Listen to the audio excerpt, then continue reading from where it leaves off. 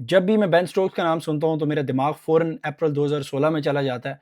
मुझे आज भी वो दिन याद है, मेरे कज़न की शादी थी और एक छोटा कज़न मुझे बार-बार स्कोर की अपडेट दे रहा था कि क्या बना है फाइनल मैच का टी20 वर्ल्ड कप बिटवीन इंग्लैंड और वेस्ट इंडीज़। उसने आके मुझे बताया कि 19 रन्स रह गया है।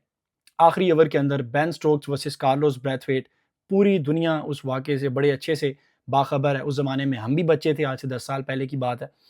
उसने मुझे बताया कि भाई 4 बॉलों पे 4 छक्के लगे हैं। मुझे इस बात पे यकीन नहीं आया। मैंने खुद कंफर्म किया कि भाईजान 4 पे 4 छक्के लग चुके हैं। वेस्ट इंडीज़ हिंदुस्तान के अंदर जो वर्ल्ड कप हो रहा था, उसमें वर्ल्ड चैंपियन बन चुका और बेन स्टोक्स उसी तरीके से पिच के ऊपर बैठा हुआ, यही सोच रहा होगा कि भाईजान ये क्या हुआ है? एक ओवर में 19 रन्स बनना कोई बात नहीं। माइकल हसी ने भी अजमल को फेंटा लगाया था।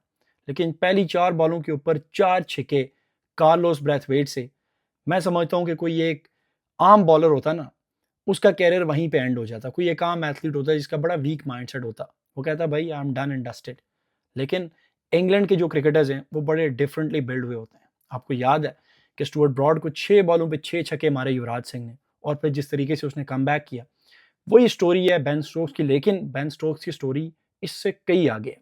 मैं समझता हूँ कि कोई भी दुनिया का एथलीट है, जब वो रिटायर होता है, हर एक का टाइम कहीं ना कहीं आना होता है, लेकिन उसकी लेगेसी हमेशा जिंदा रहती है।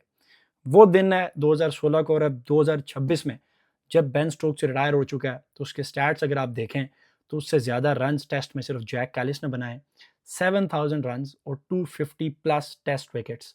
ये है बेन स्टोक्स। आप बहुत सारे लोग, हर बंदे की अपनी अपनी ओपिनियन होती है। ऑस्ट्रेलिया के अंदर उसको बड़ा क्रिटिसाइज़ किया जाता है, लेकिन वो आपको पता है कि ऑस्ट्रेलिया को के माइंडसेट को कोई भी बंदा चैलेंज करता है तो ये लोग जाहिर सी बात है उसको बड़ा ट्रोल करते हैं। एंड बेन स्टोक्स उनमें से एक था। 2016 का वो वाक़या, और उसके बाद 2017 में जो क्लब के अंदर फाइट होती है बेन स्टोक्स की, लोग उसके ऊपर बड़े सारे इल्ज़ामात लगाते हैं, क्योंकि उससे पहले 2013 के अंदर भी इंग्लैंड ए टूर से भी उसको वापस भेज दिया जाता है, प्रॉब्ली श्रीलंका में। ये डिसिप्लिन के इश्यूज़ और ये तमाम चीज़ें। और बहुत सारे जो इंग्लिश क्रिकेटर्स हैं वो भी ये बताते हैं, जिस तरह ग्रेट लेस्टर कुक है, उन्होंने भी बताया कि भाई बेन स्टोक्स जब सिस्टम में आया, मतलब हमें उसके बारे में पता चला कि एक बड़ा तगड़ा खिलाड़ी आ रहा है, गन फील्डर है, बैटर है, बॉलर है। कहता है वो जब आए, उसके अंदर बहुत ज़्यादा एक गुस्सा होता था, अगर वो गलत बॉल पे आउट हो जाए, वो छक्का ना हिट कर सके, विकेटों को मार देना, वो शकीब अल हसन वाला। तो हम कहते थे यार रिलैक्स हो जा, कोई बात नहीं, लेकिन वो बस हर चीज़ में बेस्ट बनना चाहता था। आप में से बहुत सारे लोगों के डिसएग्रीमेंट्स होंगे, लेकिन मैं समझता हूँ कि बेन स्टोक्स जब रिटायर हो चुका है तो उसके पीछे इतनी बड़ी लेगेसी है इंग्लिश क्रिकेट की और ओवरऑल क्रिकेट की, कि एक इनिंग हेडिंगली 2019 टी20 world cup final against Pakistan, ODI world cup का फाइनल, मतलब इंग्लैंड के होम ग्राउंड के अंदर वो फाइनल मैच, न्यूजीलैंड, जहां पे बेन स्टोक्स ने वो बारी खेली कि रहती दुनिया तक उस तरह की इनिंग ओडीआई वर्ल्ड कप का उससे बड़ा फाइनल कभी हुआ ही नहीं। ये तमाम चीजें उस बंदे के हिस्से में आई जो 2016 में 4 बॉलों पे 4 छक्के खा के लोग ये समझ रहे थे कि भाई अब ये बंदा वापस कभी नहीं आएगा। और उसके बाद उसने वो कुछ अचीव किया जो उससे पहले इंग्लिश क्रिकेट की हिस्ट्री में किसी ने नहीं किया, या मैं ये कहूँ कि दुनिया की क्रिकेट हिस्ट्री में नहीं किया। ठीक है, ऑस्ट्रेलिया की टीम चैंपियन बनी, हिंदुस्तान की टीम चैंपियन बनी, लेकिन एक प्लेयर सिंगल हैंडेडली किसी भी टेस्ट मैच को both with the bat with the ball वो विन करवाए। हेडिंगले जो टेस्ट है, मैं अगर आप उसको बताऊं, वो 135 रन तो सबको नजर आते हैं, लेकिन उस मैच की पहली इनिंग में इंग्लैंड लेस देन 100 रन पे आउट हो गया था। 359 रन चेस करने थे उस पूरे टेस्ट मैच में। ना ऑस्ट्रेलिया ना इंग्लैंड के किसी एक भी प्लेयर ने एक छक्का नहीं मारा। बेन स्टोक्स के 8 छक्के हैं, और वो सारे के सारे ऑब्वियसली सेकंड इनिंग के अंदर है। इतना क्रंच मोमेंट था, इतनी टफ सिचुएशन, जहां पे आपको नजर आ रही है कि डिफीट आपके सामने है। सामने बॉलिंग अटैक, ऑस्ट्रेलिया का पीक बॉलिंग अटैक भाई, पैट कमिंस, हैजलवुड, कौन कौन से तगड़े बॉलर। और वहां पे वो सीरीज बचाने के लिए, जो वो एशेज सीरीज थी, वो मैच मस्ट विन गेम था। वो आपने बड़ी वो कमेंट्री सुनी भी होगी जो उसकी सेलिब्रेशन है, जहां पे लोग सारे उसके साथ उठते हैं कि भाई बेन स्टोक्स ने एशेज को अलाइव रखा है। वो उस बंदे के क्रेडिट के ऊपर चीज जाती है, तो आप समझेंगे वो कितना मेंटली टफ आदमी होगा। फिर वो जो उससे पहले जो ओडिया वर्ल्ड कप का फाइनल उससे कुछ महीने पहले हुआ, वहां पे पूरी टीम लड़खड़ा गई। न्यूजीलैंड पक्का मैच वो कंफर्म जीता हुआ था, बल्कि मुझे याद है वो स्टोक्स के शॉट के ऊपर ट्रेंट बोल्ट ने कैच भी पकड़ा, लेकिन बस लक उस दिन बेन स्टोक्स के साथ थी। और मैं समझता हूँ कि वो जो वर्ल्ड कप टी20 वर्ल्ड कप का फाइनल था, वही रिवॉर्ड उसको ओडिया वर्ल्ड कप के फाइनल में मिला कि उसका पाँव लग गया पीछे विकेटों पे और बाउंड्री पे, और वो छक्का हो गया। और उसके बाद फिर सुपर ओवर हुआ, वो आप तमाम लोग जानते हैं कैन विलियमसन की वो स्माइल, लॉर्ड्स का तारीखी मैदान और फिर इंग्लैंड ने कप उठाया।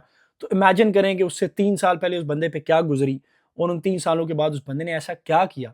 और उसके ऊपर बड़े 2017 का वो जो बार वाला वाक़या था जहाँ पे वो फैंटा प्रोग्राम उसने लगा दिया, इस किस्म की चीज़ वो करता रहता था।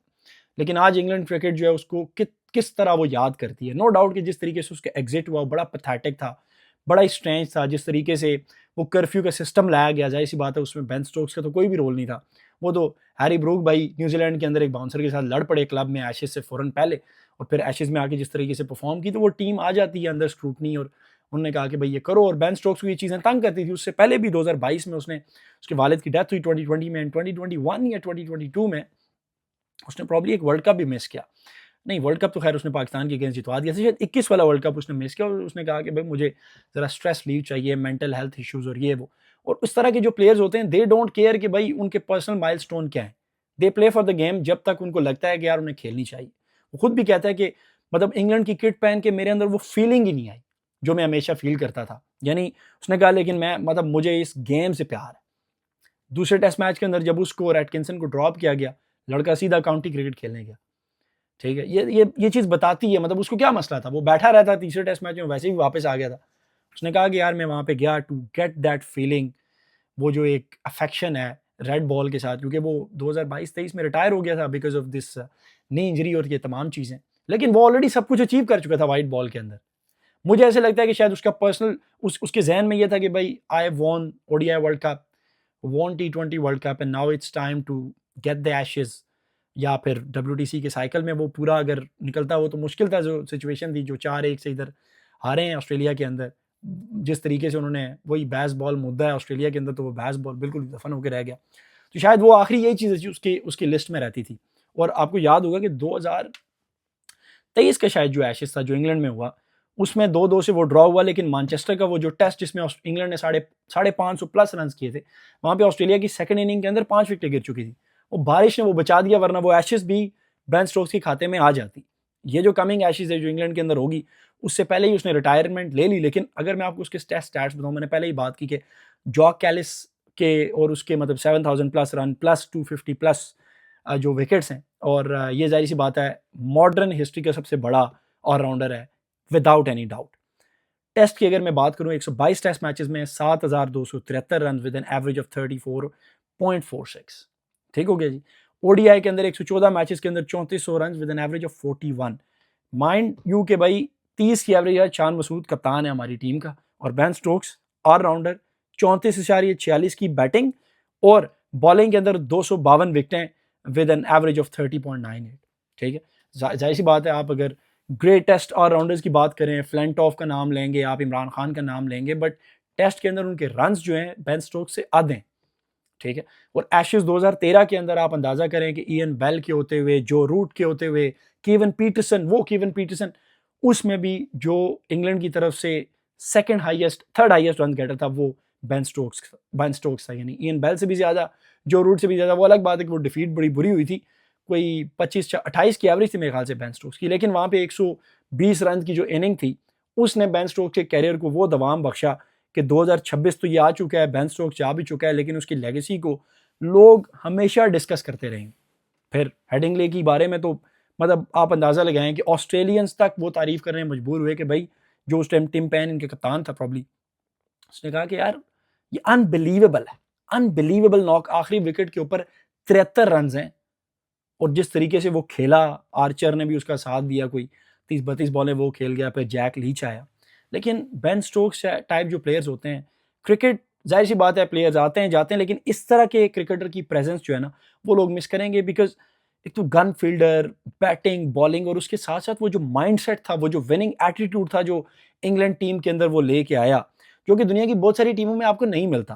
पिछले अगर 15-20 साल के अंदर आप अगर इस तरह के मॉन्स्टर टाइप प्लेयर देखें जो फील्ड के अंदर जाते हैं to win the game, not to just play the cricket, उसमें इंडिया से अगर आप देखें विराट कोहली हैं, इंग्लैंड में बेन स्टोक्स अनडाउटेडली। ऑस्ट्रेलिया के कुछ प्लेयर्स हैं, यानी मतलब अगर मैं बात करूं जैसे वो होता था, क्या नाम है यार उसका, ओपनिंग बैट्समैन लेफ्टी, नाम उसका मेरे जहन से निकल गया, बड़ा अभी पीएसएल में कराची का कैप्टन भी था, और वार्नर, डेविड वार्नर। मतलब इस तरह के जो प्लेयर होते हैं ना वो फील्ड के अंदर जाते हैं टू विन द गेम।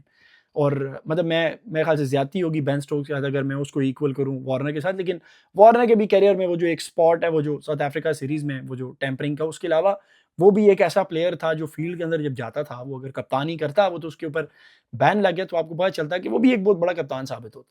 लेकिन ज़ाहिर-सी बात है, जिस तरीके से बैन का एंड हुआ, मुझे खुद बड़ी मायूसी हुई। एक उसका वो जो क्रेडिट के ऊपर आया कि जब वो कैप्टन बना, उससे पहले जो रूट 17 में से 1 टेस्ट मैच जीता हुआ था। बाकी या ड्रॉ थे या लूज़ हुए हुए थे सारे गेम्स, और उसके बाद उसने टीम को जिस तरह उठाया, इंडिया को हराया, श्रीलंका को हराया, साउथ अफ्रीका, न्यूज़ीलैंड को, हिंदुस्तान को आई एम नॉट श्योर, इनको हराया, लेकिन वो अलग बात है कि फिर बाद में हिंदुस्तान से उसको डिफीट हुई। शायद इंडिया को इन्होंने नहीं हराया टेस्ट के अंदर। और फिर जो ये बेसबॉल एरा जो ऑस्ट्रेलिया के अंदर जिस तरीके से वो दफन हुए, ज़ाहिर बात है उसके लिए वो 1.5-2 साल काम करते रहे, और उसके बाद जब वो आए तो बुरे तरीके से एक्सपोज़ हुए, जिस तरह की वो रैम्प शॉट्स, हालाँकि बड़ी क्वालिटी बॉलिंग थी उनके पास, इंग्लैंड के पास, और ऑस्ट्रेलिया अपनी फुल स्ट्रेंथ के साथ नहीं खेल रहा था, प्लेयर्स इंजर्ड थे। मतलब पैट कमिंस को देख लें, उसने एक आध मैच खेला है, जो इनकी मतलब वो सेकंड टायर के भी प्लेयर्स नहीं हैं, जो माइकल नेसर हो गया या ब्रेंडन डॉगेट हो गया, इन लोगों ने आके मतलब उनको फेंटा लगा के वापस भेज दिया। तो एक गोल्डन अपॉर्चुनिटी ज़रूर मिस की उन्होंने बेसबॉल वाले सिस्टम की वजह से, और मीडिया के अंडर क्रिटिसिज्म ही रहा बेन स्टोक्स। लेकिन इस तरह का जो टफ माइंडसेट वाला बंदा होता है, दे डोंट केयर कि what's going on in the media. उनका लेना देना है गेम के अंदर, फील्ड के अंदर। आप देखें जब उसने अनाउंसमेंट की रिटायरमेंट की, जैकब बैथल साथ बैठा हुआ है वो अपने इनर के अंदर, और वो बिल्कुल ऐसे मायूस और परेशान है कि भाई ये क्या हुआ है। It was quite sudden, quite sudden. मैंने ये भी देखा है कि भाई बेन स्टोक्स ने बोला है कि ये वीडियो, लेकिन वो ईसीबी को इतनी कोई जल्दी थी, उन्होंने फ़ौरन ही रिलीज़ कर दिया अपने सोशल मीडिया प्लेटफॉर्म से। और फिर वही बात है कि जैसे ही उसकी अनाउंसमेंट हुई रिटायरमेंट की, it was a very sudden announcement, और वो जब बाहर आता है, पहली बॉल के ऊपर वो विकेट निकालता है। तो जाहिर सी बात है, ये हिस्ट्री बुक्स में चीज़ें लिखी जा रही हैं। तो बिग मूवमेंट्स का प्लेयर है।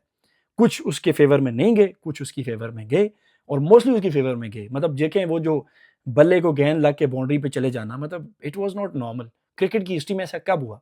और ओडीआई वर्ल्ड कप का फाइनल ओवर ये कांड हो जाए। तो ये तमाम बड़े-बड़े मूवमेंट्स बेन स्टोक्स के हिस्से में थे, और फिर उसने साबित किया भाई पूरी दुनिया के सामने कि वो किस लेवल का प्लेयर था। मेरी पर्सनल ख्वाहिश थी कि वो एक बार एशेज़ सीरीज़ इंग्लैंड के अंदर ऑस्ट्रेलिया के अगेंस्ट खेलता। पहले तो मेरी ख्वाहिश थी कि वो ऑस्ट्रेलिया के अंदर एशेज़ को विन करता। ज़ाहिर बात है जो उसका स्टेचर है, वो जो कद-काठ है, वहाँ पे वो डिज़र्व करता था। बट अगर नहीं तो एटलीस्ट वो इंग्लैंड के अंदर वो जितवाता, बिकॉज़ लास्ट एशेज़ सीरीज़ भी वो 2-2 से बराबर हुई थी। तो वो वहाँ पे विन करवाता, एक बड़े अच्छे नोट के ऊपर अपने करियर को एंड करता। नो डाउट कि उसको जितनी उसकी अचीवमेंट है, उसके बाद उसको ऐसे ज़रूरत तो नहीं है। और वही बात है कि उसने बोला है कि यार जब मैंने अपनी वाइफ से डिस्कस किया, और वही when I was not getting that feeling, तो मैंने सोचा कि भाई इट्स टाइम टू से गुड बाय। और अपने करियर की पीक के ऊपर बेन स्टोक्स ने छोड़ा, there is no doubt about that. No doubt कि ऑस्ट्रेलिया के अंदर स्ट्रगल किया उसने, लेकिन वो पूरी इंग्लैंड टीम ने किया। बट बीइंग अ लीडर ज़्यादा रिस्पॉन्सिबिलिटी उसके ऊपर आती है, और मेरे ख्याल से हाईएस्ट विकेट टेकर वही था, if I am not wrong, in the last ashes for England में अगर बात करूँ।